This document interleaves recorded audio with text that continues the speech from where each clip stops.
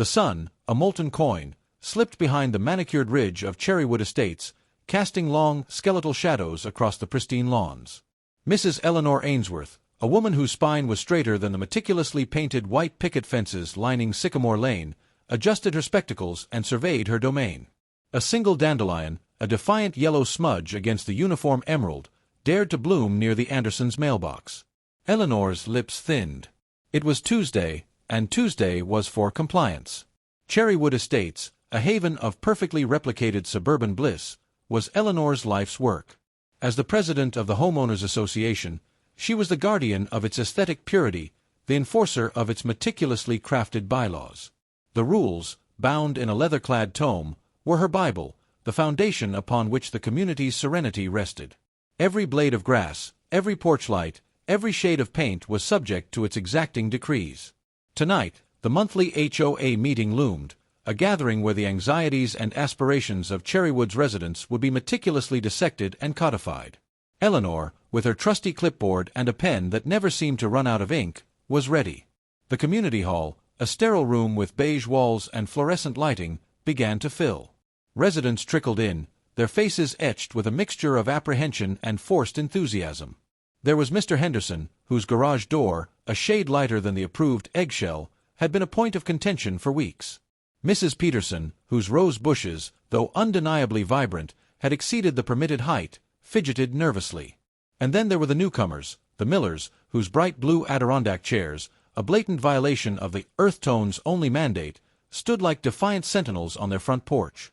The meeting commenced with the reading of the minutes, a ritual as predictable as the setting sun. Eleanor's voice, crisp and precise, echoed through the hall, detailing the previous month's infractions and resolutions. The atmosphere was thick with unspoken judgments, a silent ballet of conformity and subtle rebellion. "Now," Eleanor announced, her voice gaining a sharp edge, "let's address the matter of the Millers' outdoor furniture." A collective gasp rippled through the room.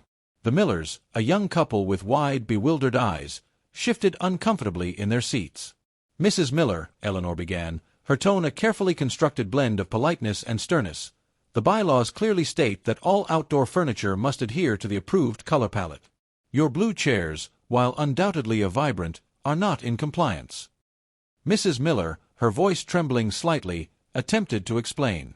"We just thought they added a bit of personality." "Personality," Eleanor repeated, the word dripping with disapproval, "is not a substitute for adherence to the established standards of Cherrywood Estates." The debate raged on, a microcosm of the larger struggle between individuality and conformity. Some residents, long-time devotees of the HOA, echoed Eleanor's sentiments, citing the importance of maintaining property values and preserving the community's aesthetic harmony. Others, emboldened by the Millers' plight, voiced their own frustrations with the stifling regulations. Mr. Henderson, his face flushed, dared to speak up. "Isn't there room for a little flexibility? It's just a couple of chairs." "Flexibility," Eleanor countered, her voice rising slightly, "is a slippery slope. Where do we draw the line? If we allow blue chairs, what's next? Pink shutters? Purple lawns?" The room fell silent, the absurdity of the hypothetical scenarios hanging in the air. The Millers, defeated, agreed to replace their chairs. Eleanor, her victory secured, moved on to the next item on the agenda, the Andersons' overgrown hedge.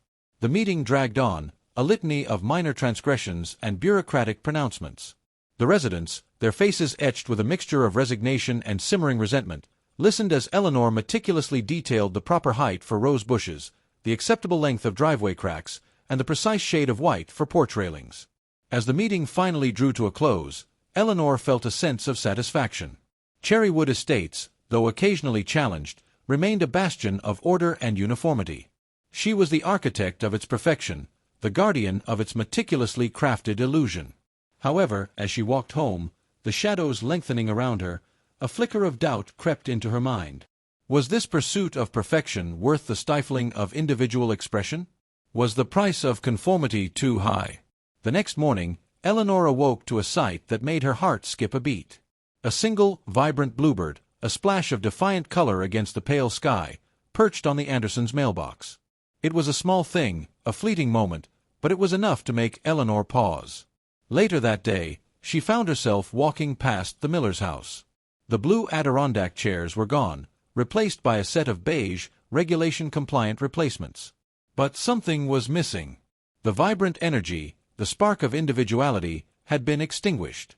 A thought, unbidden and unsettling, crept into her mind. Perhaps personality wasn't such a bad thing after all. The following Tuesday, the HOA meeting was different. Eleanor, her voice softer, her demeanor less rigid, addressed the residents with a newfound sense of empathy.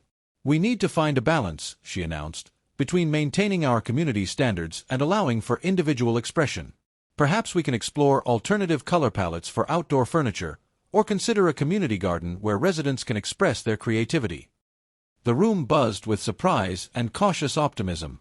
The residents, accustomed to Eleanor's iron-fisted rule, were taken aback by her sudden shift in perspective.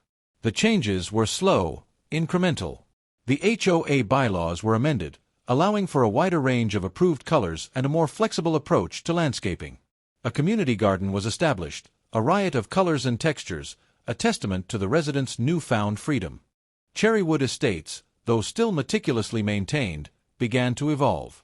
The uniform lawns were punctuated by bursts of color, the cookie-cutter houses adorned with personal touches.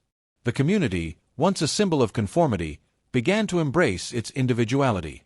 Eleanor, once the epitome of rigid adherence to the rules, became a champion of compromise and understanding. She learned that true beauty lay not in uniformity, but in the harmonious coexistence of diverse expressions. One evening, as the sun dipped below the horizon, casting a warm glow across Cherrywood Estates, Eleanor sat on her porch, sipping a glass of iced tea. She watched as the residents strolled along the sidewalks, their faces relaxed, their laughter echoing through the air. The bluebird, a symbol of change, perched on the miller's mailbox, it sang a melody of freedom and acceptance. Eleanor smiled. Cherrywood Estates was no longer a perfect replica of suburban bliss, but it was something far more valuable, a vibrant, living community where individuality and harmony coexisted in a delicate, beautiful balance. The next year, the HOA meeting was lively. Mr. Henderson had painted a mural on his garage. It was a landscape of the Cherrywood Estates with all its residents, and the blue bird. Mrs. Peterson was helping him put the finishing touches. The Millers had planted a garden of blue flowers. The old rulebook was replaced with a smaller, more flexible booklet. Eleanor had learned that rules were meant to make life better, not to stifle it. The end of the meeting saw a community barbecue. The air was filled with the smell of grilling food, laughter, and the sounds of children playing. Cherrywood Estates was not perfect, but it was a home, a place of belonging. And Eleanor, the once rigid president, was now just a neighbor, enjoying the evening, the company, and the newfound freedom of her community.